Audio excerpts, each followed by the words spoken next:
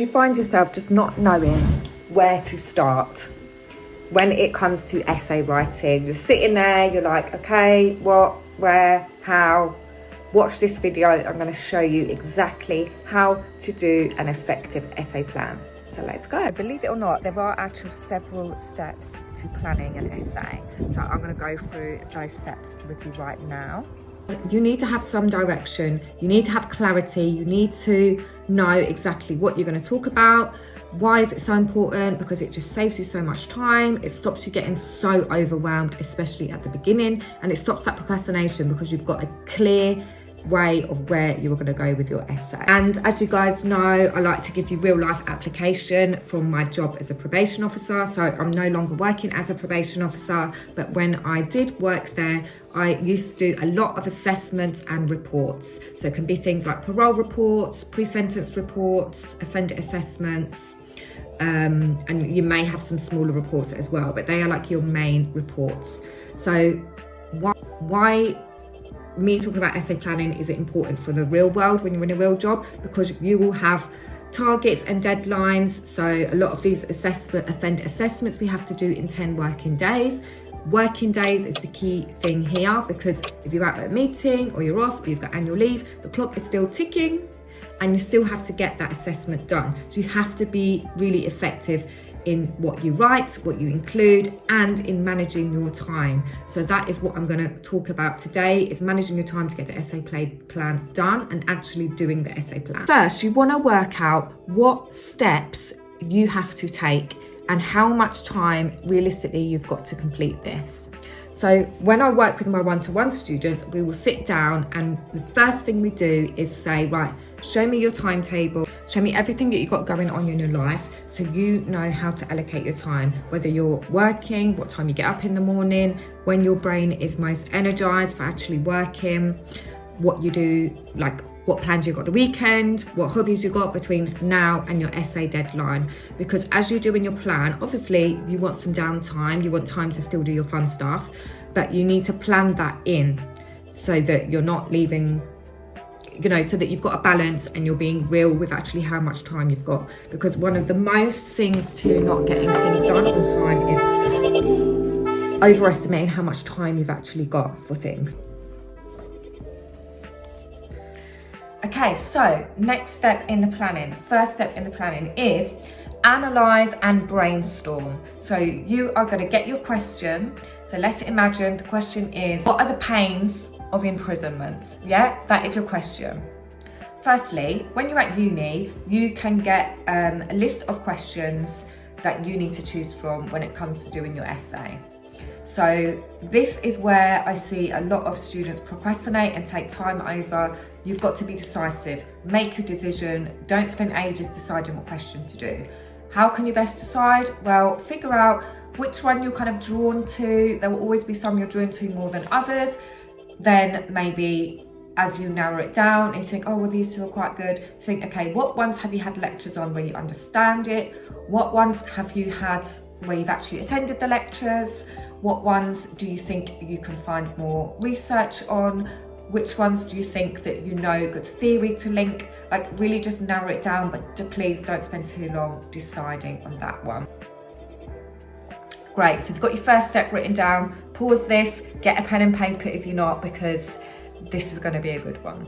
Once you have analysed the questions and chosen your question, you want to just do a brainstorm where you just get out everything off your mind onto the paper of what comes to mind when you see that question. The second step you're going to do is gather together your assessment brief and your assignment question and your marking scheme. These things should be in your online learning thing for wherever you're learning, so your online uni portal, something like that. Your grade criteria will be in your module handbook. So for each module, you should have a grade criteria. When you're looking at that, don't just look at what you need to get a first or 2-1. Also look at the other options so you know what you need to include, what you need to not include, what is not enough, and so you can compare what is the difference between the lower marks and the higher marks. You've got some comparison there. And the reason it's important to look at the assessment brief is because we'll often give you a guideline of what they want you to include. So it might say, show your understanding from the past year of the module. So they're expecting you to include things that you've learned from that year. It may also give you, like, I don't know, 4 pointers of what you need to include. So follow that, it's there for a reason. So there is 2 stages of planning that I do with my students. I do a pre-plan and then I do a plan once they have done their research. So first step I'm going to take you through is the pre-plan.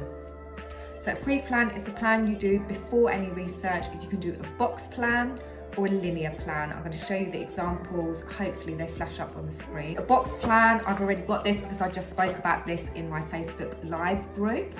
If you haven't already, feel free to join the Facebook group. It's called Criminology Circle. It's for psychology and criminology students or graduates, and we will help and support each other. We'll share essay skills and tips for not only while you're at uni, but after uni as well.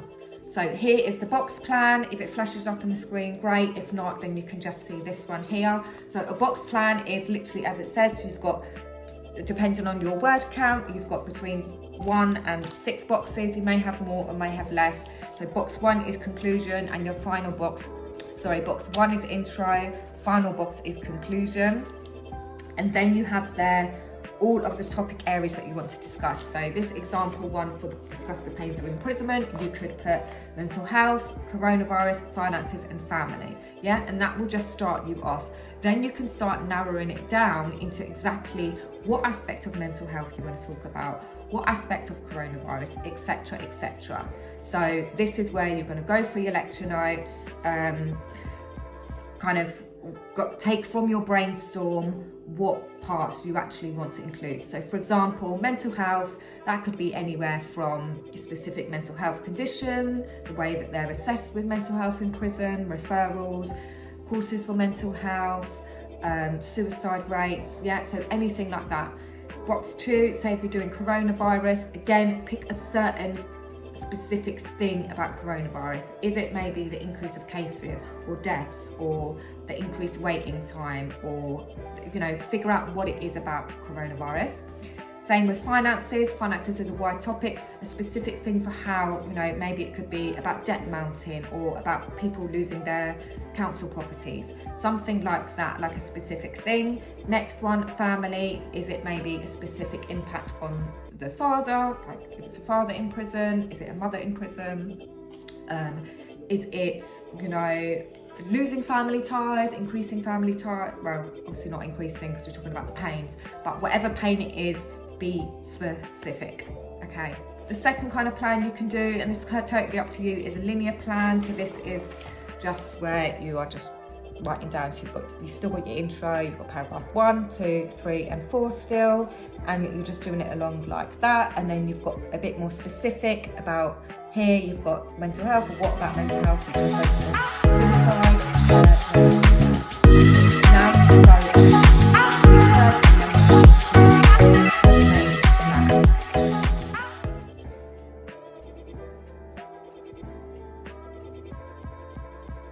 Your final plan is you are going to be more specific. So you are going to say exactly what is your point. So your main point, your main argument, what research that you're going to be drawing on, what theory you're going to be drawing on. So you're really doing a full body paragraph. So for example, paragraph 1, if you're talking about mental health and you're talking about suicide, tell us what is your point. What are you saying? Suicide rates have gone up. Okay, put that in your plan. Put there, okay, find 3 evidence, yeah? 3 bits of evidence. Put there critical analysis, because you're going to need that, and then put there your link and conclusions, rounding it up. So you want to be very specific in your final plan. Final plan is your meteor plan. It will hopefully take you from on the page to actually forming a full essay. You want to be really clear and specific about what you're putting into your paragraph. Of course, you can have some degree of flexibility depending on what research you find, but you really want to be good to go once you've got that plan, and try and stick to it so that you're not being indecisive. That is the main thing with the plan. You want to have a clear roadmap to take you from A, no essay, to B, from essay. Keep watching the videos because I'll share loads more about this.